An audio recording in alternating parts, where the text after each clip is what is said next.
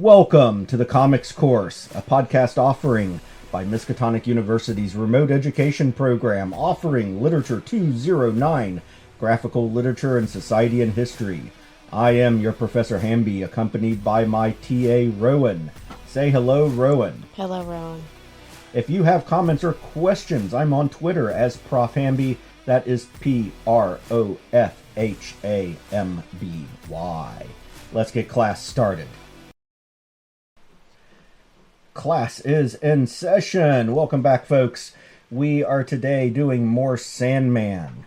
We do have one of the Miskatonic hounds in here, so if you hear a little bit of noise moving around, that's what it is. But he was kind of lonely. Even the flesh eaters of Miskatonic occasionally need a little love. Mm-hmm. So, we just recorded a new intro and outro, and I felt like a little bit of a fraud recording the outro because I said we drop episodes on Monday and Thursday, and I feel like I should have said Monday and Thursday-ish. This one, for example, is going to drop on a Tuesday that was supposed to be Monday that we were supposed to have recorded Sunday. So, we are professionals, folks. Mm-hmm. And I have up here on the screen a picture of a man. Can you guess who that is, Rowan? No. His birthday was Sunday. He's passed away, unfortunately. Mm. That is Jack Kirby. Oh, I've never actually seen what he looks like. He had quite a strong set of features, didn't he? Yeah. He was a striking fellow. This is a picture from when he was, I don't know, probably in his 30s, maybe early 40s. Most of the times I'd ever seen him, he was an older gentleman, well established in his career. And this is a younger Jack Kirby. Very striking. Mm-hmm. And something I wanted to show you before we get into the meat of Sandman and other stuff was a compilation of covers that I saw somebody post on Twitter. And I thought it was really striking because you could see the evolution of his art style over the years. Unfortunately, this is not appearing well on this screen here. Let me see if I can enlarge it a little bit. Yeah. Check those out. Starting with Captain America #1, going to Fantastic Four #1, quite a few years later. It has young romance title he worked on during the 50s, Avengers, Black Panther, the Hulk, and then going up to some of his work at DC with New Gods and Mr. Miracle, as well as the Eternals in there. You can see his hands evolve. Yes, and you can see his things like proportions evolve. I mean, you have to admit, the anatomy on that Captain America is pretty awkward. Yeah. But you still, even in those early days, have that sense of dynamic energy from him. And movement. Right. And then you move on to, by the 50s, he'd gotten really good. That young romance cover, I mean, that figure is sultry. And then you compare that with, say, Black Panther, which was in the 70s, with that just insane dynamic style to Black Panther. And then, I mean, jump up to Mr. Miracle here. Mm-hmm. Look at, you know, he kind of had these phases where he did these very dramatic humanoid figures, and he did these very powerful, elaborate, non-human figures. And by the time he did Mr. Miracle, he was combining these two things. Mm-hmm. Really an amazing artist, and there's a reason he's so well regarded. Mm-hmm. Okay, now we're also reviewing a root beer today. This is kind of a safe one. This is Muggs root beer, which, out of a plastic bottle, which to me is one of the mainline ones. It's kind of one of the ones you judge others against. Yeah. So it's one of the ones when you pick it up, you know it's going to be good. It's going to be reliably decent. Mm. So on our 5-point scale, I put this at a solid 3. Yeah. Agreed. And this time I'm drinking a big glass of it. I'm not worrying about a little taste test sample like I did with a couple of those others. Because, dear God, did we have 2 bad ones last week. I know. Okay, let's jump into Sandman. Now, at this point, you have watched up through episode 5 with me, I think? 3 or 4, I want to say. Maybe 5. I think 5, because there was the first episode, and then the second episode, which kind of set up the conflict, and then they had the 3 episodes dedicated to him, Morpheus, reclaiming his sand, his helm, and his ruby. Actually, yeah, 5 does sound right then. And that almost takes us through the ends of Preludes and Nocturnes. There's one more episode, The Sound of Her Wings. We're not going to cover that today. But we're going to talk about the Preludes and Nocturnes up to that point, and then end it. And we'll talk about the show as we go, because as we said last time, there are some interesting elements to this to look at from a storytelling perspective and adaptation to a different media. So I was choking when we were recording the other week the name of the cover artist who did the Sandman books, and his name was Dave McKean. In fact, partway through Sandman, he basically stopped working in the comics industry altogether, but continued to do the Sandman covers. Mm-hmm. And he now primarily works in film, although I think he does maybe dip back into art for comics every now and then. But he primarily works for film and does his own independent art. That makes sense. So you can probably guess who we get to interact with in issue 3 here from the cover art, because it's not entirely abstract. The central figure is directly from the issue. Do you recognize him? No, my memory's bad. John Constantine. Oh. Now, I have a bad habit of saying John Constantine, because that's how I always read it. I have been informed over the years that it's Constantine, and I know that is correct, but many years of habit of pronouncing as I read it have stuck in my brain. So I apologize to folks when I say Constantine when I should say Constantine. Constantine just sounds better, though. I think so too, actually. But it is what it is, right? Mm-hmm. So this was covered in the series. And one of the big things we have to get out of the way of the series is something that upset a lot of people, and that Constantine lost his bollocks and gained a pouch. How sad. And it really bothered people, and it became Joanna Constantine. Now, you have seen Constantine stuff. You saw the movie with Keanu Reeves. You saw the TV show with the actor's name I can't remember, but he was pretty good. I believe he also appeared in Legends of Tomorrow, but I didn't watch the series that far. I didn't watch it either. He's also provided the voice for Constantine in a number of animated versions, I believe. Yeah. So, what did you think about it being Joanna Constantine instead of John Constantine? Didn't bother me at all. Nothing about his character really mattered that he was a dude. I'm upset about the aesthetics, though. See, me too. So rather than lead you into that, since you brought it up yourself, you tell me what you think about the aesthetics, because that bugged me. Yeah, they did the issue, they do this with every single female character, where they always have to make her clean and proper looking, even if her... He has feelings about this. Wow, the hound. It's okay, man. I understand you didn't like the change either. Oh no, a couple of the hounds are growling, folks. Oh joy. Alright, so continue. Where they always have to make them look clean and prof, even if the character is a hot mess. And they did that here. Her coats were always super clean, there was never a hair out of place. Right, when John Constantine rolls out of bed, he is a hot mess from moment one. His shirt is wrinkled. God knows when he last washed it. There's probably some nicotine, stains somewhere. And oh my lord, the hounds get really grumpy at this time of year because the freshmen have started to catch on. The food supply goes down. Mm-hmm. They're finally listening to the signs. Right. So, yeah, Constantine. I don't care that it's Joanna Constantine instead of John Constantine.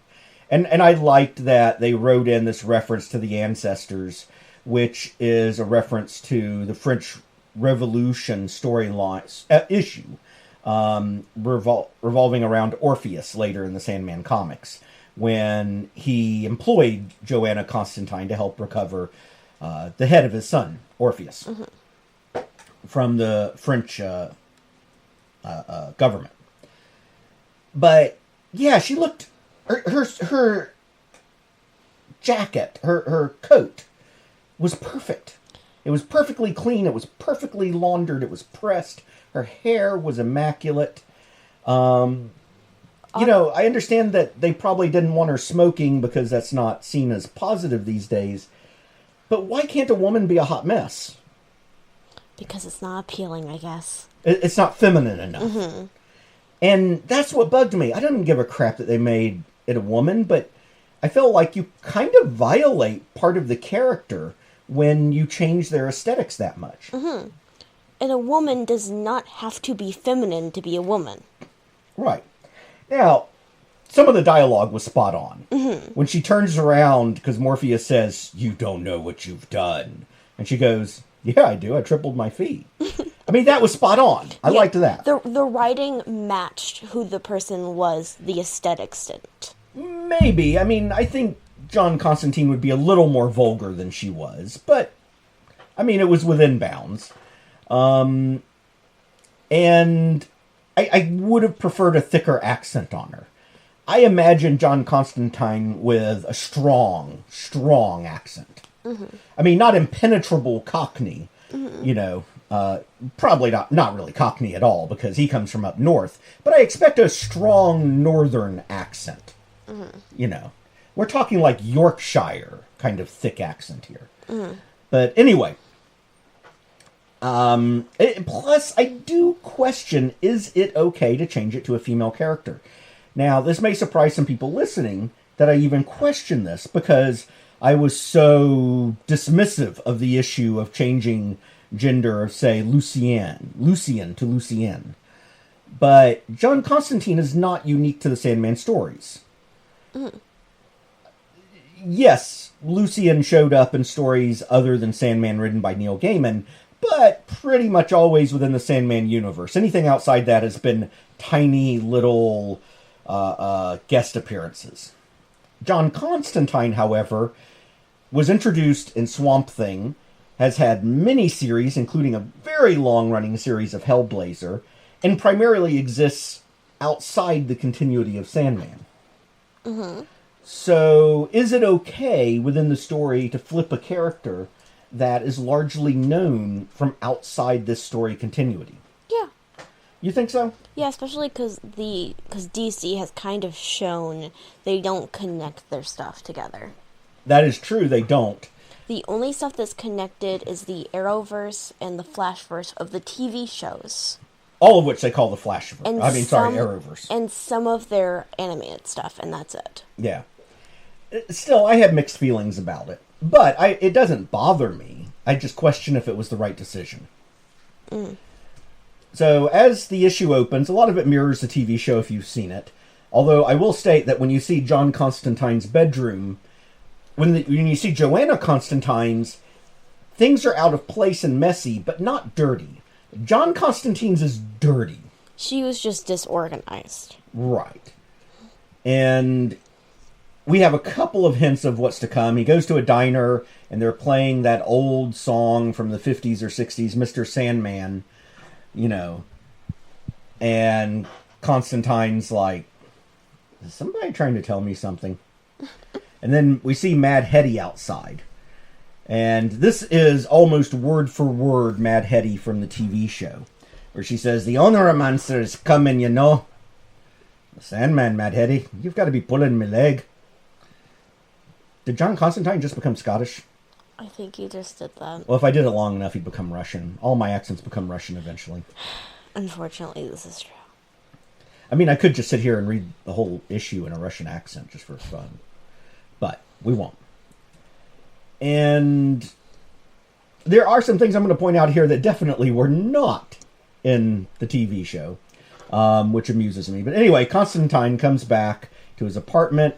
He runs into Morpheus, who puts on a trench coat to join him. I should point out that Constantine's trench coat is an iconic part, so I was glad they kept that for Joanna Constantine. In fact, John Constantine later became known of what was jokingly known as the Trenchcoat Brigade.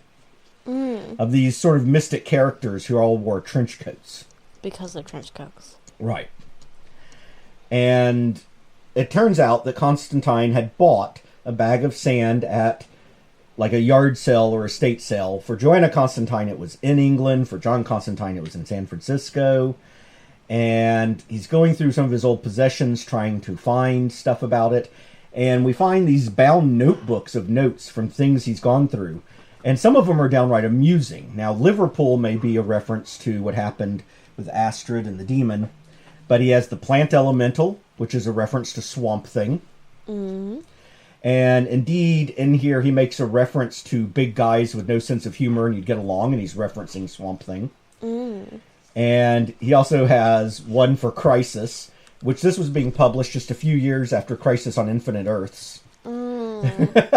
Which implies that he has a memory of the Crisis on Infinite Earths, although, say, most characters do not.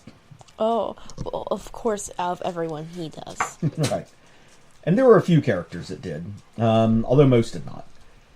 And so they go to retrieve the sand. Now, there are a couple of differences here, one of which is in the TV show, there's more foreshadowing of things to come.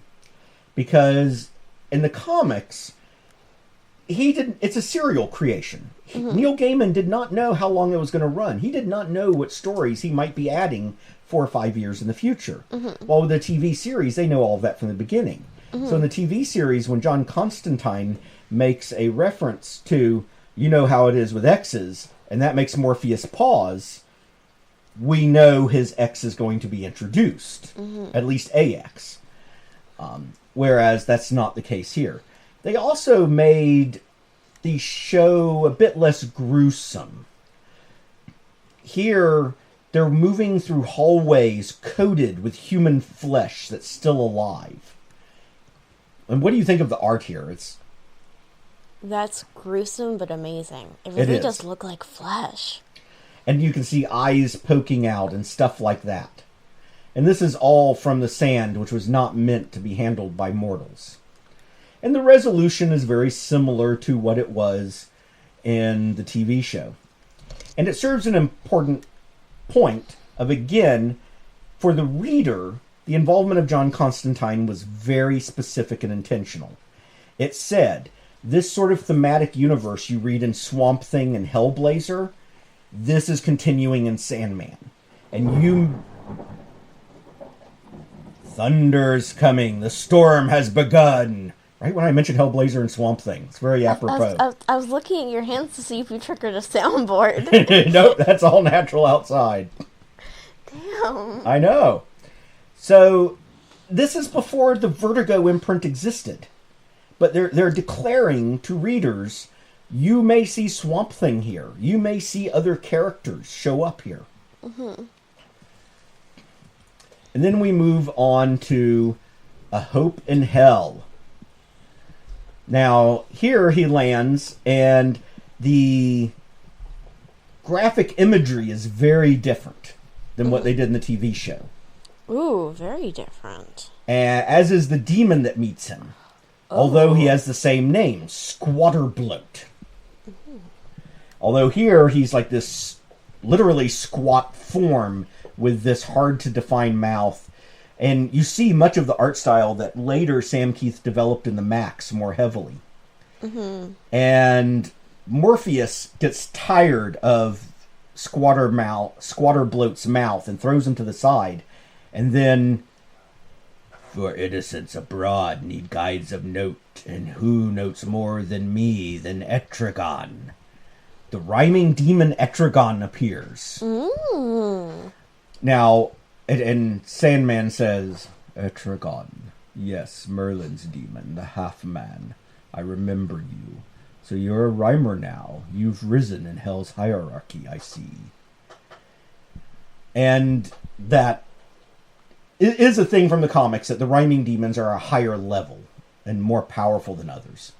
And he's even wearing his vague, weird, superhero-ish outfit here, with the red and gold and blue. He looks like an alien knockoff of Superman. Now, notably in the comics, he's usually not this bestial. Note the giant teeth and the elongated snout. Those aren't normally used for him in the comics. That is Sam Keith's alteration. Now, Etrigan was created by who? Jack Kirby. Jack Kirby. That's right. Seriously, there's like 5 creators to know, and if you ever go on something like Jeopardy and they ask who created X character, if you have no idea, you can say Jack Kirby or one of the other 4 and have a good shot at getting it right. It's just amazing. See, and this guy agrees with me. Clearly. Now here's another detail they left out of the show. The Wood of Suicides has changed since my last visit to Hell. I remember it as a tiny grove. Now it resembles a forest. Hell is changing.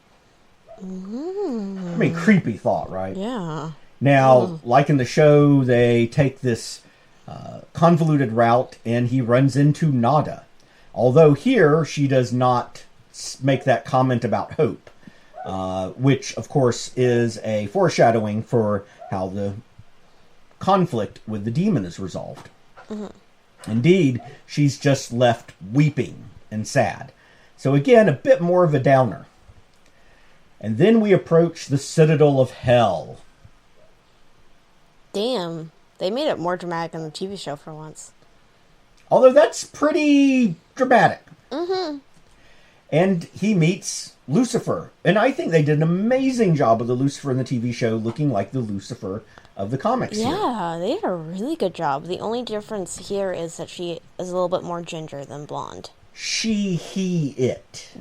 I'm just Angels are actually asexual. Yeah, I was just saying that because how they appear visually.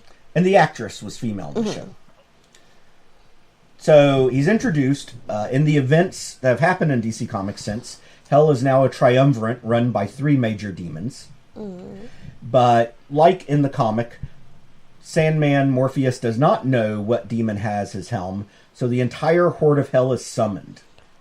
Damn. And I think this is more dramatic than it was in the TV show. Definitely. In the TV show, you saw these camps out like an army, in the field, but you don't really see detail. Mm-hmm. Here you have these billions of creatures with each one absolutely unique and hellish shaped.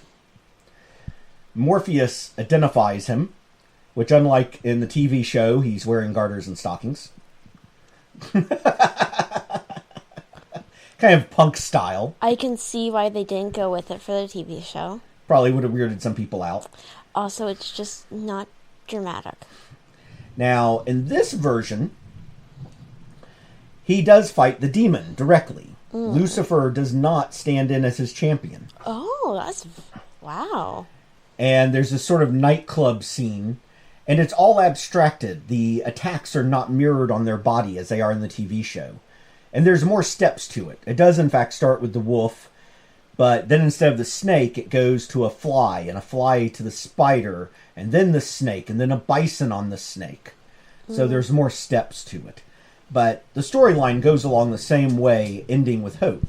Except where it's dragged down the TV show, and you're like, oh my god, is this over? Is Morpheus dead? There's 6 more episodes, folks. Yeah, 7 more at this point. Yeah, he's not dead. And it's very different here because they don't try to draw out that drama. Instead, he just stands there and goes, I am hope. Like, I had this in the bag the whole time. I knew hope would be at the end, and I knew a demon would never think of that. And it has a very different feeling there. Like, I am the king of stories. This was not something they had a hope of, getting me on. I can see why they went for the more dramaticness for a TV show. It works. That wouldn't work as well on screen as it does on a page. But it's a false démone. It's a false climax. Because the real climax happens after, and it's same in the TV show, and I think it's what really matters. Mm. He gets the helm back, and then says, thank you, I thank you. The kings of hell are honorable. I will remember this. Honorable? You joke, surely. Look around you, Morpheus. The million lords of hell stand arrayed about you. Tell us why we should let you leave. Helmet or no, you have no power here. What power have dreams in hell? And then Morpheus stands out and looks to the great hordes of hell and says, you say I have no power. Perhaps you speak truly. But you say that dreams have no power here. Tell me, Lucifer, Morning Star. Ask yourselves, all of you, what power would hell have if those here imprisoned were not able to dream of heaven? And then he leaves. Now, Lucifer makes the comment that he will one day destroy Dream, which he doesn't say directly to him as he does in the show. He, she, it. But one interesting difference is that since he's speaking directly to Morningstar in the show, Unlike here, where he's addressing the hordes of hell, the threat of what would happen if those in hell could not dream of heaven, in the comic, it seems oriented to the hosts of hell. Could they actually continue to torture people if they didn't dream of heaven? If they didn't have hope, would it still hurt them if they just gave up? While in the show, it felt like he was saying it directly to Lucifer, as in, what would your existence be like if you couldn't dream of heaven anymore? Which is a very interesting, different play. And I thought was interesting. And then in the epilogue, a guard wanders by John Dee's cell at Arkham Asylum and drops off the amulet of protection from his mother, who's passed away. Handled very different in the TV show. That is very different. What are your thoughts on that? I don't... Once again, one of those things where I understand why they did it differently, because I feel like it would not feel as dramatic as the way they did it on screen. Right. But storytelling-wise, I think it works here. Yeah. And one of the interesting differences between something that's serialized in a video medium versus a book is that in a book, you can have an epilogue where you keep up with a parallel story. And people can easily flip back and reread. It's much more awkward to go back and re-find a part of a show, so you often want clips that fit in between to keep people up to beat with parallel events happening. It's an interesting challenge from a story writer, and there's potentially things that writers can sometimes learn. However, in a printed medium, you also have a risk of potentially confusing people in a way that you don't in a show. Which is, when we talked about the King Conan series, one of the things they did brilliantly was when they had the flashbacks, they made them look different, but not radically different. So it didn't feel like you were suddenly reading a different comic, but it was clear you had left one storyline to enter another. Which I think is pretty brilliant. So the next episode, John Dee escapes. Oh, wow. And he wanders through the asylum. He finds the Scarecrow, the Batman villain, hanging, trying to scare people as they go by. Because, of course, the Scarecrow's at Arkham Asylum. Wow, this is very... Holy shit, he looks kind of dead. Yes. He hasn't dreamed in decades. And then, taking a gun from a dead guard, he hails down a car and takes this blonde hostage, Rosemary. Very different than the show. Yes. The show, they kind of tone him down to make him a bit nicer. Seriously. Then we see Mr. Miracle. Now, all of this was done with a purpose. Notice over here I showed Jack Kirby's Mr. Miracle. Oh. Well, now in Sandman, we run into him dreaming. From where he was raised on Apocalypse as a sort of prisoner of war. And then we flash back to John Dee driving with the woman, keeping the gun on her, and as he seeks out his ruby, which he can feel where it is. Now, why did Morpheus go to find scot-free Mr. Miracle? Because he's a member of the Justice League, and the Justice Leagues were the last ones to have the ruby when they defeated Dr. Destiny. And in fact, on a little computer screen here, we even see the classic Dr. Destiny from this 1970s, I think it was. They keep going. The discussion is very different in the car between John Dee and Rosemary. And then, as we go back to the Justice League, scot-free Mr. Miracle has the idea of, well, we still have the Martian Manhunter around from the old days. Maybe he knows what happened to that stuff. And then J'onn J'onzz, the Martian Manhunter, immediately goes into a crouching position. Lord Zor-El, I greet you humbly. May you guard us in darkness and on the pathways between waking hours and protect us in dreams from the flame of your wrath. And we see how he sees Morpheus, which is this floating black head covered with fire. A Martian head. Damn, very... Well, so this is how they show that everyone sees them differently. Right. Because we got to see that in the Hell chapter in the show instead. Right. And, again, there is no attempt here to dissuade that this is not part of the mainstream DC universe. Now, as we go further and further on, references to mainstream DC characters are going to get much further and fewer in between, as they kind of distance from it. And I suspect, although I've never heard it said by Neil Gaiman, that this was an editorial decision from the higher-ups at DC, because, frankly, the Vertigo imprint stuff was selling like hotcakes in bookstores to people who didn't give a crap about superhero characters. And we see Destiny continuing towards Mayhew, where the gem is stored. Meanwhile, Sandman finds it himself, and just like in the show, attempts to use it, but finds it altered and it knocks him out. Meanwhile, John Dee gets out of the car, talks to Rosemary, and then shoots her in the face with his gun. Rowan has her hand over her mouth in shock, folks. That's one way to deal with a witness. Yep.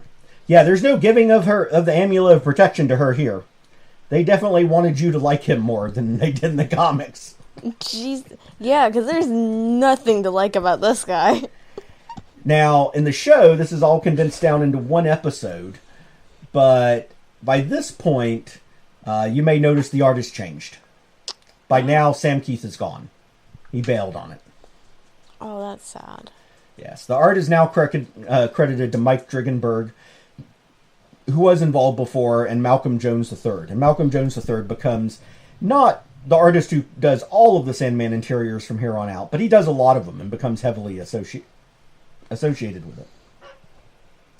Now, in the comic, we learn a lot more about some of these characters in the diner, many of whom have been changed substantially for the TV show. And it also gets more gruesome, in my opinion. As you told me as we watched. Yeah, the same basic things happen for the most part, but there are things like him watching the puppet show on TV and having the guy cut his own hand off, holding the puppet. The woman walking around with her severed head, her husband's severed head on a plate. The sex and the violence are all more grotesque and insane in here. And I'm not going to go over it in tiny detail. I don't feel that that's necessary here. But in the show, the theme was lies. He's taking away the lies from people. Here, the theme is more of him controlling. It's more of a mind control than bringing out some internal truth from them. He's a different kind of crazy here. Right, including scenes where he has them worship him as a god. But some of the scenes remain the same, like the nails through the hand, which... Yeah. And by the end, everybody is dead, and you have that same basic intro where Morpheus walks in. And then they go into a third issue. This is drawn out much more than in the TV show. But in the end, it all pretty much ends the same way. Although in the comic, where in the show, the sequence in the dream world lasts for what, like 2 minutes, basically? Here, it's long and drawn out, with him seeing himself, as Caesar, and having a Greek chorus, and all this other stuff happening. Oh, wow. Right, you get these long, drawn-out looks at his psychosis. But it ends the same way. And then he takes John Dee back home to Arkham Asylum. No explanation of what happened to the amulet, though, of protection. Oh. I guess maybe that's why they also did it differently in the show, to explain what happened there. To get rid of it and why you can't use it to walk out again. Yeah. Yep. That wouldn't make sense. And interestingly, a little bit here at the end, they say, next, a death in the family, which is the sound of her wings, which introduces Death of the Endless. But they didn't use that title. They changed it to the sound of her wings. Yes, there's a hound in here, folks. Just try to ignore it. So we'll go over this as we move into the others. But I wanted to introduce some of the connections there to Jack Kirby, given that we originally planned to record this on his birthday, and it's still pretty recent. And I think it's interesting how they balance the storytelling needs of the show with trying to stay faithful to the comics. Because while there are many particulars that are different, thematically it's identical. Although they take off some of the rough edges. They make some of the characters more likable, and less, shall we say, homicidal. Yeah. Less narcissistic. I mean, the John Dee of the show, played by David Thewes, seemed to genuinely be interested in his question. Just completely crazy. Right. But seemed like he actually wanted good. Wrong way about it. Dramatically wrong way about it. But did actually seem to have good intentions. Right. So, one of the things we often talk about in a lit class is what are the themes here? Well, there's a few themes here. Maybe the major one being that there are powers man is not meant to have. All of these tools of the endless that the humans are interacting with bring about nothing but harm to others. There are things they should not mess with. Kind of like how I keep telling the Ancient Languages Department to stop opening anything bound with a leather they can't identify. Here we go again. Am I wrong? No.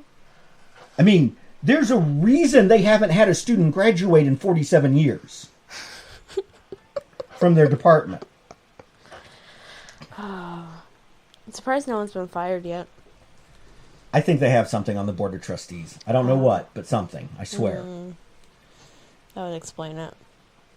So, in the storyline, what we have is this King of Dreams recovering his power and his tools of office. But the major theme is that there are things humans should not mess with.